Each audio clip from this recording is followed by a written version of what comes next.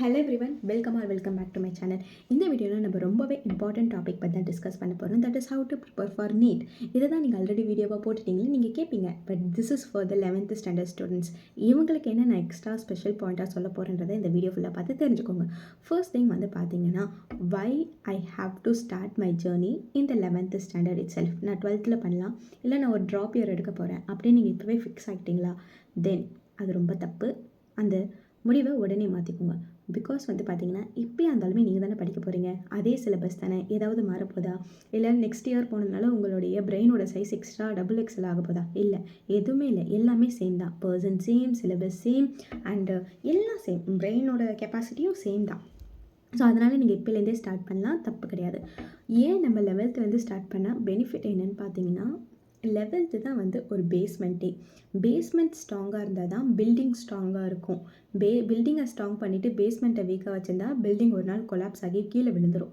So first நீங்கள் பேஸ்மெண்ட்டை strong படுத்தணும். அதுக்கு 11th தான் இம்பார்ட்டன்ட்.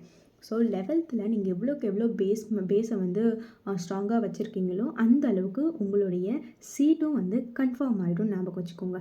சேம் சிலபஸ் தானே படிக்க போகிறோம், டிஃப்ரெண்ட் சிலபஸ் நம்ம படிக்க போகிறது இல்லையே.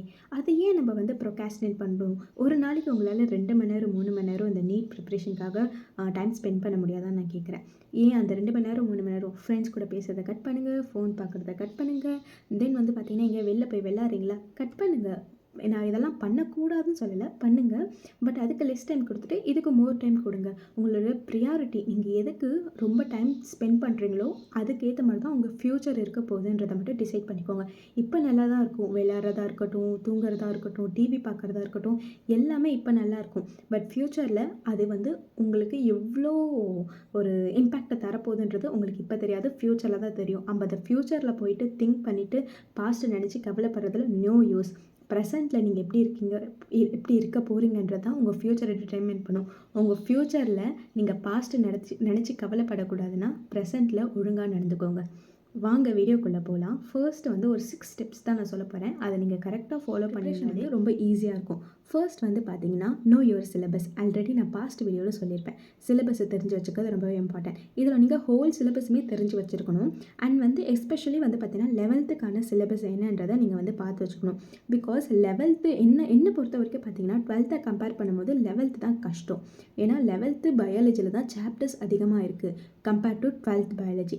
அதே மாதிரி 12th பயாலஜியில் ஒரு 1 or 2 சாப்டர்ஸ் தான் டிஃபிகல்ட்டாக இருக்கும். பட் இந்த 11th வந்தீங்கனாலே மோர் வெயிட்டேஜும் இதில் தான் இருக்குது, அண்ட் டிஃபிகல்ட் சாப்டர்ஸும் இதில் தான் இருக்குது. நான் எனக்கு சொல்கிறேன், எனக்கு பார்த்தீங்கன்னா சுவாலஜி ரொம்ப பிடிக்கும் கம்பேர்ட் டு பாட்னி. பாட்னியில் இந்த பிளான்ட் ஃபிசியாலஜிலாம் எனக்கு ரொம்பவே கஷ்டம். அது ஏன்னே தெரில, என்னதான் புரிஞ்சு படித்தாலும் எனக்கு மறந்து போயிடும். ஸோ அந்த மாதிரி ஒரு பர்சனாக இருந்தீங்கன்னா அப்போ உங்களுக்கு கண்டிப்பாக 11th பயாலஜி தான் டஃப்பாக இருக்கும். ஸோ அப்போ நம்ம டஃப்பை சீக்கிரமாக முடிச்சுன்னா ஈஸி முடிக்கிறது ஈஸி தானே. ஸோ 12th போர்ஷனை நான் என்ன சொன்னால், இப்போயே 11thலேயே நீங்கள் 12th போர்ஷன் எடுத்துகிட்டு படிக்கிறத ஸ்டாப் பண்ணிவிடுங்க. 11th இருக்கிறீங்கன்னா 11th போர்ஷனை ஃபுல்லாக தரவாக கம்ப்ளீட் பண்ணணும். அதுதான் உங்களுடைய டார்கெட்டாக இருக்கணும். ஓகே, ஃபர்ஸ்ட் சிலபஸை உங்களுக்கு தெரிஞ்சிருச்சு, என்ன சிலபஸ் இருக்குன்னு தெரிஞ்சிச்சு, 11th என்ன படிக்க போகிறீங்கன்றது கிளியர் ஆகிடுச்சு. Second thing, book. நான் என்ன சொல்கிறேன்னா, என்சிஆர்டி தான் நீங்கள் ஃபர்ஸ்ட் ப்ரிஃபரன்ஸ் கொடுக்கணும். ஃபர்ஸ்ட் அண்ட் லாஸ்ட் ப்ரிஃபரன்ஸாகவும் என்சிஆர்டி தான் இருக்கும். பயாலஜி அண்ட் கெமிஸ்ட்ரிக்கு என்சிஆர்டி புக் வாங்கி வச்சுக்கோங்க. இஃப் யூ ஆர் இந்த ஸ்டேட் போர்ட் ஸ்டூடெண்ட்ஸ், நீங்கள் என்சிஆர்டி புக் கண்டிப்பாக வாங்கிக்கோங்க இப்போவே. பிகாஸ் அது ரொம்பவே ஹெல்ப்ஃபுல்லாக இருக்கும். அண்ட் முடிஞ்ச அளவுக்கு லைன் பை லைன் எல்லாத்தையும் படித்து உங்களுக்கு என்ன புரியுதோ அதை ஒரு நோட்ஸாவோ இல்லைனா அதிலே ஹைலைட் பண்ணியோ வச்சுக்கோங்க. இன்கேஸ் நீங்கள் கோச்சிங் போகிறீங்கனாலும் ஓகே, கோச்சிங் போகிறேன் நான் செல்ஃப் ஸ்டடி தான் பண்ண போகிறனாலும் யூ கேன் ஃபாலோ திஸ். உங்கள் ஸ்கூலில் நல்லா சொல்லித்தராங்கன்னா முடிஞ்ச அளவுக்கு உங்களுடைய நீட் சிலபஸோட டவுட்டையும் உங்கள் கிளாஸ் டீச்சர்கிட்டே நீங்கள் அப்படியே கேட்டு தெரிஞ்சுக்கோங்க. கண்டிப்பாக ஹெல்ப் பண்ண மாட்டேன்னு சொல்ல மாட்டாங்க, ஹெல்ப் பண்ணுவாங்க. நீங்கள் அதை ரொம்பவே ப்ராப்பராக யூட்டிலைஸ் பண்ணிக்கோங்க. இன்கேஸ் உங்களுக்கு கோச்சிங் போகிறதுக்கு அஃபோர்டபுள் இல்லை, நீங்கள் கொஞ்சம் லோவர் மிடில் கிளாஸாக இருக்கிறீங்கன்னா இதுதான் பெஸ்ட்டு சாய்ஸ். ஏன்னா கண்டிப்பாக உங்களுடைய இன்ட்ரெஸ்ட் அவங்க புரிஞ்சுக்கிட்டாலே உங்களுக்கு ஹெல்ப் பண்ண கண்டிப்பாக ஸ்டெப் எடுப்பாங்க அவங்களும். தேர்ட் திங் டைம் டேபிள் நான் உங்களுக்கு ரெஃபரன்ஸ் வேணால் காமிக்கலாமே தவிர்த்து என்னால் உங்களுக்கு ஏற்ற டைம் டேபிள் போட முடியாது. ஏன்னா உங்களுடைய ஸ்கூல் டைமிங் வேறையாக இருக்கும், உங்கள் ருட்டீன் வேறையாக இருக்கும். அண்ட் நீங்கள் டியூஷன் போகலாம், இல்லை கோச்சிங் போகலாம், அதர்ஸ் உங்களுக்கு வேறு ஏதாச்சும் இருக்கும், இல்லை ஸ்போர்ட்ஸில் ஏதாச்சும் இன்வால்வ் ஆகிருக்கலாம். ஸோ இந்த மாதிரி இருக்கலாம். அதனால் டைம் டேபிள் போடுறது உங்களுடைய பொறுப்பு. கண்டிப்பாக இதை செய்வீங்கள்ல, அதே மாதிரி நான் சொன்ன மாதிரி வீக்லி டைம் டேபிளே போட்டு வச்சுக்கோங்க. இந்த இதுக்குமே நீங்கள் ஒரு இயர் ஃபுல்லாக இந்த 11th ஃபுல்லாக என்ன பண்ண போகிறேன்னு ஒரு ஒரு ஓவரால் ஷெட்யூல் போட்டு வச்சுக்கோங்க. பட் வீக்லி என்ன பண்ண போகிறீங்க, பிகாஸ் வந்து என்ன வேணால் நடக்கலாம் ஒரு வீக்கில். இப்படி தான் நாளைக்கு என்ன வேணால் நடக்கலாம். நாளைக்கு உங்களுக்கு ஒரு பிளானும் இல்லைன்னு தான் நீங்கள் நினைப்பீங்க, பட் சடனாக ஏதாச்சும் ஒரு பிளான் வரலாம். ஸோ அந்த மாதிரி இருக்கலாம். அதே மாதிரி நான் சொன்ன மாதிரி ஒரு என்ன சொல்கிறது, ரொட்டீன், அதாவது ஸ்கூலில் என்ன நடத்திட்டு இருக்காங்க அப்படின்றதும் உங்களால் வந்து கால்குலேட் ஒரு அனலைஸ் பண்ணி வச்சுக்க முடியும். ஸோ அதனால் அதுக்கு தகுந்த மாதிரி டைம் டேபிள் போட்டிங்கன்னா உங்களுக்கு ஈஸியாக இருக்கும். நெக்ஸ்ட் வந்து ஸ்டெப் 4 வந்து பார்த்தீங்கன்னா practice from day 1 itself. Day 1லேருந்தே நீங்கள் ப்ராக்டிஸ் பண்ண ஆரம்பிச்சிங்கன்னா அது உங்களுக்கு ரொம்பவே ஈஸியாக இருக்கும். இப்போ வந்து ப்ராக்டிஸ்னால் உங்களுக்கு இப்போதைக்கு புக் எதுவும் வாங்கணுமான்னு கேட்டால் வாங்கி வச்சுக்கிட்டாலும் ஓகே தான். பட் இல்லை உங்களால் அஃபோர்ட் பண்ண முடியலன்னா நான் ஒரு டிப் சொல்கிறேன், ஒரு குட்டி டிப் மாதிரி சொல்கிறேன். ஃபர்ஸ்ட் வந்து பார்த்தீங்கன்னா புக்கு இப்போ ஒரு பேராகிராஃப் எடுத்துட்டிங்க. ஃபர்ஸ்ட் திங் வந்து அதை நீங்கள் படிச்சிட்டிங்க, ஒரு 2-3 வாட்டி படிங்க. புரிஞ்சு படிங்க, புரியாமலாம் படிக்கக்கூடாது. ஃபர்ஸ்ட் வாட்டி நார்மலாக ரீட் பண்ணுங்கள், செகண்ட் வாட்டி கொஞ்சம் அண்டர்ஸ்டாண்ட் பண்ணிக்கோங்க, தேர்ட் வாட்டி படிக்கும் போதெல்லாம் அது வந்து உங்களுக்கு நல்லாவே புரிஞ்சிருக்கணும்.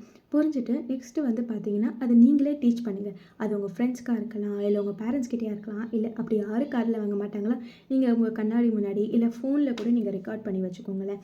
அது உங்களுக்கு ஈஸியாக இருக்கும். நீங்கள் அப்படி சொல்லி தரும்போது உங்களுக்கே கொஷின்ஸ் நிறையா கேட்க தோணும். கரெக்டாக செல்ஃபாக நீங்கள் சொல்லும் போது, இல்லை உங்களுக்கே சம்திங் ஏதோ ஒன்று வந்து இடிக்கிற மாதிரி இருக்கும். ஐயோ இது என்னது இதுன்னு மறந்து போகிறதுக்கு ஒரு வாய்ப்பு இருக்குது.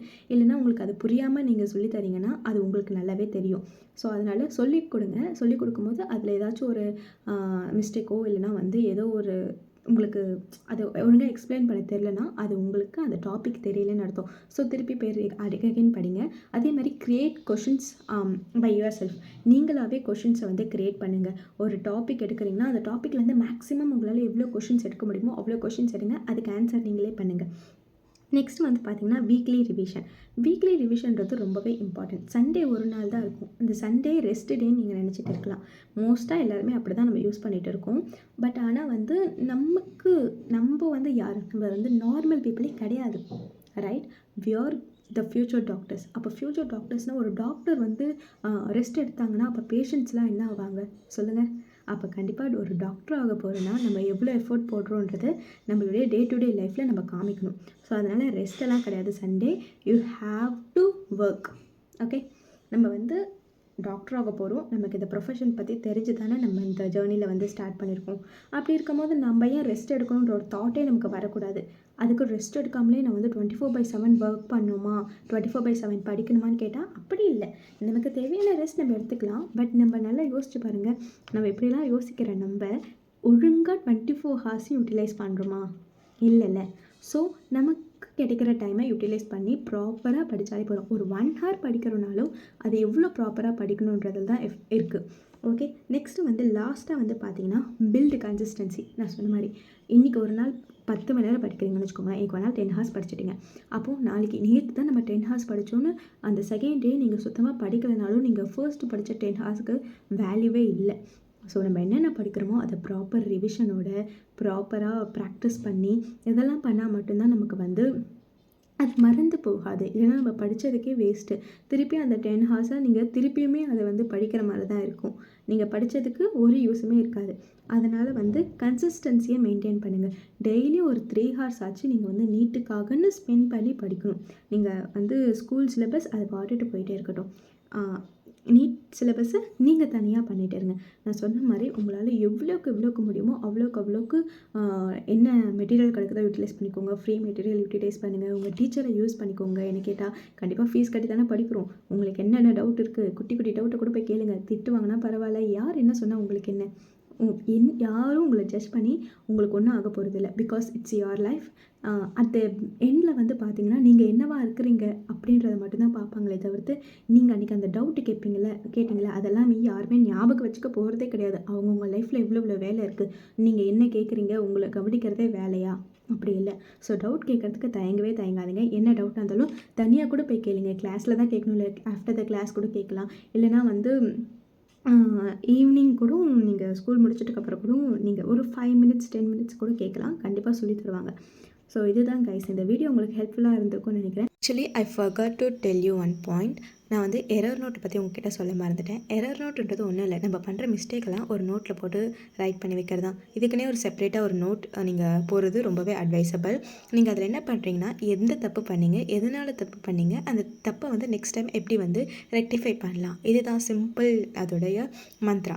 எதனால் தப்பு பண்ணும், என்ன தப்பு பண்ணும், ஏன்னா நம்ம வந்து சில்லி மிஸ்டேக் பண்ணியிருப்போம், சிலது வந்து கான்செப்டே தெரியாமல் இருந்திருக்கும். ஸோ இந்த மாதிரிலாம் வந்து மிஸ்டேக்கை லாஸ்ட் மினிட்ல அவாய்ட் பண்ணுறதுக்கு தான் இந்த எரர் நோட்டே போடுறோம். நான் வந்து இதோட ஃபார்மேட் வந்து உங்களுக்கு நான் காமிக்கிறேன், நீங்கள் அதை பார்த்து கூட ரைட் பண்ணிக்கலாம். உங்களுக்கு புரிஞ்ச மாதிரி இருந்தால் போதும், ரொம்ப ப்ராப்பராக இருக்கணும் அப்படின்னா இல்லை, உங்களுக்கு பார்த்தவொடனே அதை புரிஞ்சுக்கணும். அண்ட் நெக்ஸ்ட் வந்து பார்த்திங்கன்னா ரொம்பவே ஈஸியாக இருக்கணும். இது லாஸ்ட் மினிட் ப்ரிப்பரேஷனுக்கு ரொம்பவே ஹெல்ப்ஃபுல்லாக இருக்கும். அதை நீங்கள் இப்போலேருந்தே ஸ்டார்ட் பண்ணிங்கன்னா இது ரொம்பவே உங்களுக்கு ஹெல்ப்ஃபுல்லாக இருக்கும் for NEET. Thank you guys, tata, bye bye.